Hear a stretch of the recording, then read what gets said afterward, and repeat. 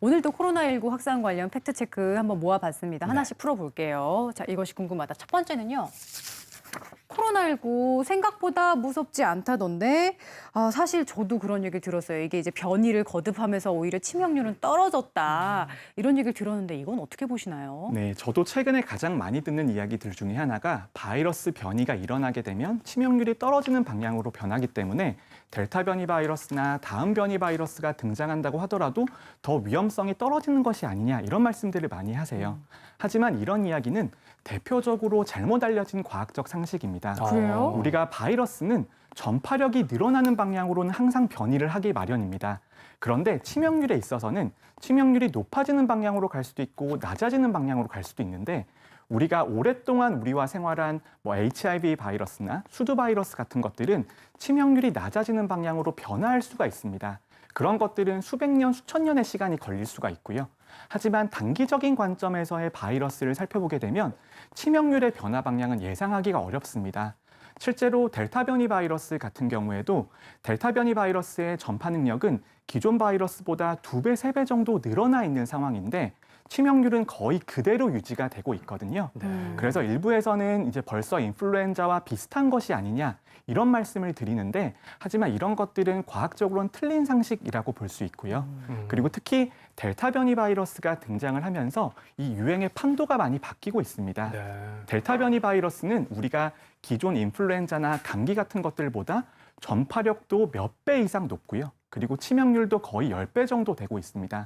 그런 상황이기 때문에 아직까지 코로나19가 안전해졌다 아니면 코로나19가 위험하지 않다 이런 표현 자체가 위험한 것이죠. 네, 결코 방심해서는 안 되겠고요. 두 번째 항목 바로 보겠습니다. 이것이 궁금하다. 백신 공급이 안 돼서 문제라던데. 그러니까 최근에 모더나도 그렇고요. 백신 공급이 좀 원활치 않아 보이긴 하거든요. 이유가 뭘까요? 네, 특히 모더나사에서 백신 공급이 지연이 되면서 국민들께서 많이 걱정을 하고 계십니다. 그렇죠. 네, 우리나라에서 사용하고 있는 백신이 지금은 4가지거든요. 아스트라제네카, 얀센, 화이자, 모더나 요 4가지를 지금 사용하고 있는데 아스트라제네카와 화이자, 얀센 같은 경우에는 백신을 만드는 제약회사가 전 세계에서 거의 가장 큰 제약회사입니다. 그래서 자체적으로 생산 능력도 갖추고 있고요. 물류 공장도 충분히 갖추고 있는데 모더나 같은 경우에는 기술력은 뛰어나지만 자체적으로 생산할 수 있는 능력이 떨어지기 때문에 대부분의 생산을 하청에 의존을 하고 있습니다. 그러다 보니까 하청업체에 문제가 생기게 되면 전 세계적으로 공급 지연이 발생할 수밖에 없고요. 모더나사는 이때까지 상반기에 전 세계에 공급하는 일정에 있어서도 몇 번의 문제가 있었습니다. 그래서 우리나라에서도 모더나사 공급 지연으로 인해서 접종 간격이 연장이 된다거나 접종 일정이 지연이 되는 문제가 발생하는데요. 앞으로 정부에서는 모더나사에서 공급 일정을 더 잘 준수한다라는 약속을 받은 상태이긴 하지만 그래도 앞으로의 상황은 지속적으로 지켜봐야 될 것 같습니다. 그러니까요. 약속한 때 빨리 오면 좋겠는데. 근데 이제 맞고 싶은데 못 맞은 분들도 계시지만 그래요. 1차를 맞고 기관에 맞춰서 이제 2차를 맞으셔야 되는 분들도 사실 이 기간 못 맞춰 맞을까 봐 백신이 모자라서 그런 부분 걱정되실 것 걱정이 좀 같아요. 되죠. 네, 앞서 말씀하신 이유 때문에 특히 모더나사에서 공급 일정이 지연이 되면서 많은 국민들께서 알고 계신 1차 접종과 2차 접종 사이의 간격이 화이자는 3주이고 모더나는 4주로 알고 계실 거예요. 네. 그런데 이제 mRNA 백신 전체의 공급이 지연이 되면서 이 1차 접종과 2차 접종 사이의 간격이 6주로 일괄적으로 늘어났습니다. 그래서 6주로 늘어나게 되면서 안전성과 효과성에 문제가 생기는 것이 아닌가 이렇게 많이 걱정을 하실 텐데요. 근데 과학적으로 설명을 드리면 우리가 1회 접종과 2회 접종이라고 하는 것은 2회 접종도 부스터 백신의 접종의 역할을 하는 것이고요. 그렇기 때문에 최소 접종 간격은 존재합니다만 최소 접종 간격이 띄워진 상태에서는 언제 접종하셔도 2차 접종 이후의 효과는 거의 그대로 유지가 됩니다. 그렇기 때문에 우리가 3주, 4주 간격에서 6주 간격으로 2주 정도 늘어난다고 하더라도 접종이 완료가 되셨을 때의 효과는 거의 그대로 유지가 되고 안전성에 있어서 문제는 없습니다. 그리고 접종 일정에 있어서도 정부가 물량이 늦어지는 것에 대비해서 6주로 늘려둔 상태이기 때문에 6주의 일정은 준수가 될 가능성이 높고요. 그런 면들을 봐서는 안심하고 접종에 나서주시면 될 것 같습니다. 그렇군요. 공급이 잘 안 된다고 하니까 빨리 맞아야 될 것 같다는 막 걱정이 드는데 사실 10부제 예약을 못 하신 분들도 있더라고요. 그래서 그런 분들은 어떻게 해야 되는지 궁금하거든요. 네. 네, 백신 예약 때문에 국민들이 많이 걱정을 하셨는데요. 그렇기 때문에 우리가 이제 생일에 따라서 10부제로 나눠서 예약을 했습니다. 그래서 하루의 예약 기간만 있었는데요. 네. 그 기간을 놓친 분들이 있으실 겁니다. 지금 접종 대상이 49세 아래에 있는 성인들이 대상이신데요. 네. 바로 오늘부터 추가 예약이 진행이 되고 있습니다. 음. 지금 순간은 35세 이상이신 분들은 지금 접속하시면 추가 예약을 하실 수가 있고요. 그리고 35세까지는 오늘 35세부터 아래 연령대는 오늘 저녁 8시부터 또 하루 동안 예약이 가능하십니다. 그리고 또 전체 연령대에 대해서는 이제 내일 저녁부터 다시 또 예약이 열리기 때문에 그 시간을 이용을 하시면 네. 예약을 하실 수가 있고요. 그리고 이제 이런 50대 미만의 접종률이 조금만 더 높아져도 우리의 미래 상황이 많이 개선된다라는 시뮬레이션 결과들이 나오고 있습니다. 아. 네. 가급적이면 많은 분들이 백신 접종에 동참을 해주셔야지 코로나19 극복이 더 빨라질 수 있습니다. 네. 근데 이렇게 예약 잘해서 백신 2차까지 맞아도 또 이런 소문 때문에 걱정하시는 분이 계세요. 어떤 소문이냐면 변이 때문에 백신은 무용지물이라던데. 그러니까 돌파 감염이 있으니까 뭐 맞으나 마나 한 거 아니야? 이렇게 생각하시는 분도 계시더라고요. 네, 최근 접종자들이 많이 늘어나면서 돌파 감염 사례도 늘어나고 있습니다.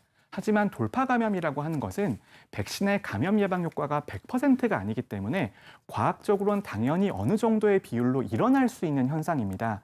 그런데 접종자 수도 늘어나고 유행 규모도 커지다 보니까 숫자만 보게 되면 돌파 감염이 많이 커진 것처럼 국민들께서 느끼실 수가 있습니다. 네. 그리고 또 하나의 문제는 백신의 감염 예방 효과가 떨어지는 분들이 존재하시는데 요양병원이나 요양원에서 집단 생활을 하시는 경우에는 바이러스에 반복적으로 노출이 되시고 면역력이 약하기 때문에 돌파 감염이 더 늘어날 수 있고요.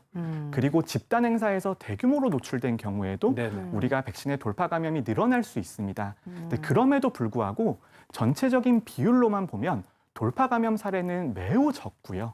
그다음에 또 하나 강조드리고 싶은 것이 우리가 변이 바이러스가 지속이 되면서 돌파 감염 사례는 더 늘어날 수가 있습니다.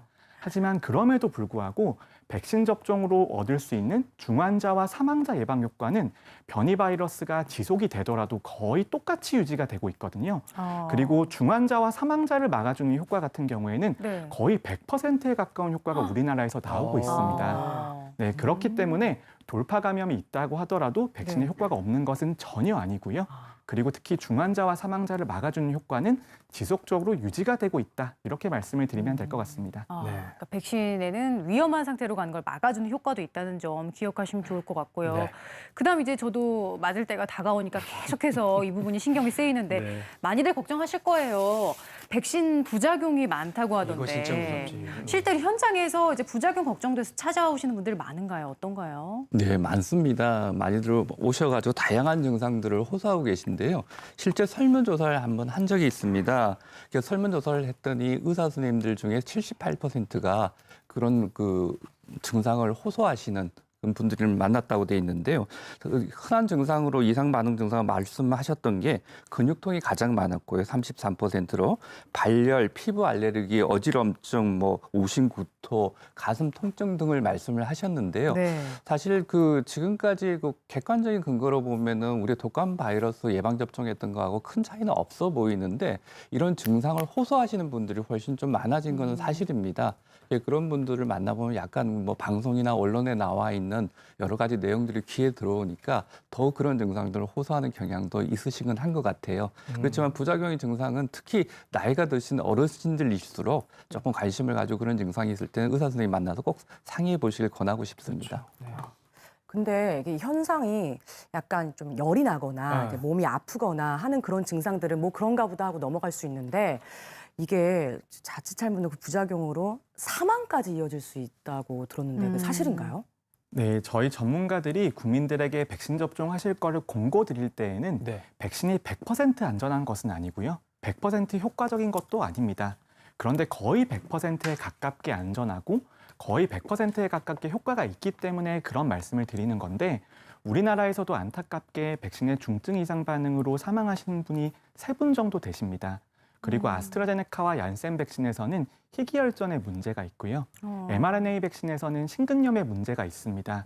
이런 이상 반응에 대해서 국민들께 잘 전달해 드리고 이런 이상 반응도 조기에 발견해서 치료하시면 완쾌하실 수가 있거든요.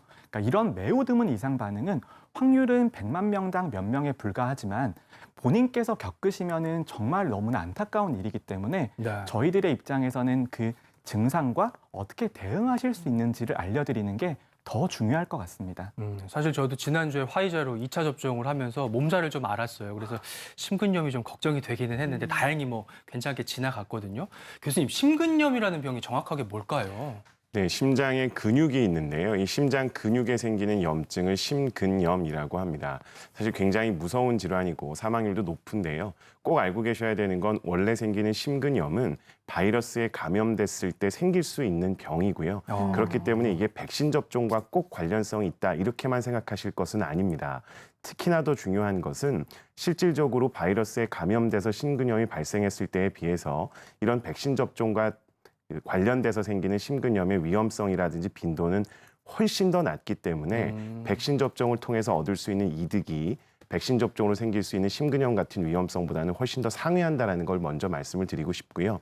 그래도 알고 계셔야 될 것은 백신 접종 이후에 본인이 이제까지 경험하지 못했던 어지럼증, 호흡의 곤란, 그리고 그 이외에 실신을 하는 경우 등이라든지 가슴의 통증 같은 것들이 발생하는 경우에는 반드시 병원을 찾아서 심장에 문제가 있는지를 확인하시는 걸 권고를 드리고요. 혹시라도 이상이 있다 그래도 대부분의 경우에는 짧게는 2, 3일, 길게는 4주 정도를 쉬시면 충분히 회복될 수 있기 때문에 너무 염려하시진 않으셔도 되겠습니다.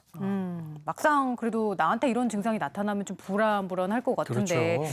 어느 정도로 심하게 느껴지면 좀 병원을 찾아야 되는지 또 이런 걸 혹시 미리 예방할 수 있는 방법은 없을지 궁금해요.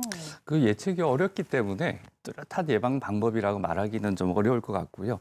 본래 심근염 자체는 굉장히 사망률도 높고 무서운 병이지만은 다행인 것은 지금까지 보고를 보면은 이 백신에 의한 심근염 자체는 그렇게 심한 것 같지는 않습니다. 주로 많이 생기시는 분들이 이제 젊은 여성 20, 30대 미만인 경우가 많고요.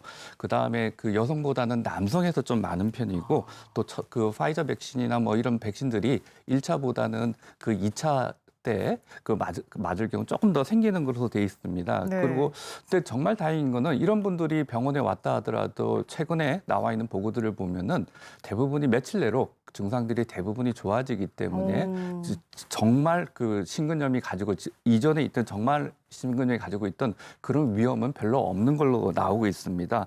또 8월 초에 보고된 미국의 보고에 의하면 100만 명당 한 4.8명 정도가 그 발생한 것으로 보고되고 있거든요. 그러니까 아주 드문 질병이죠. 또 조금 나이가 많으신 분은 심근염보다는 심장을 싸고 있는 심장막에 염증이 좀 생기는 경우가 보고되고 있는데요.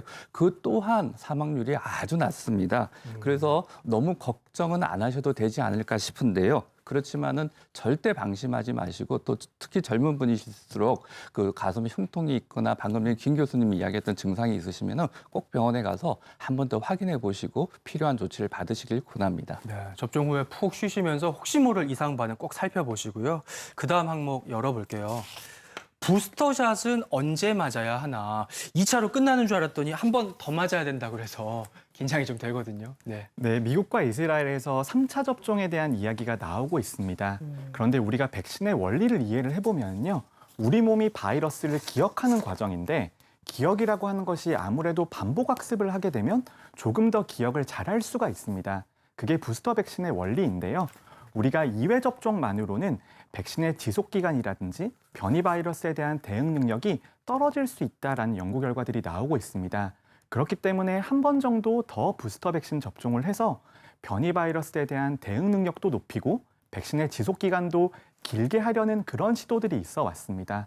저는 특히 고위험군에 대해서는 반드시 부스터 백신 접종이 필요하다라고 생각을 하고요. 네. 우리나라에서도 전체 국민에 대한 2회 접종이 완료가 되는 시점부터는 3회차 백신 접종 계획이 진행되는 것을 검토를 하고 있습니다.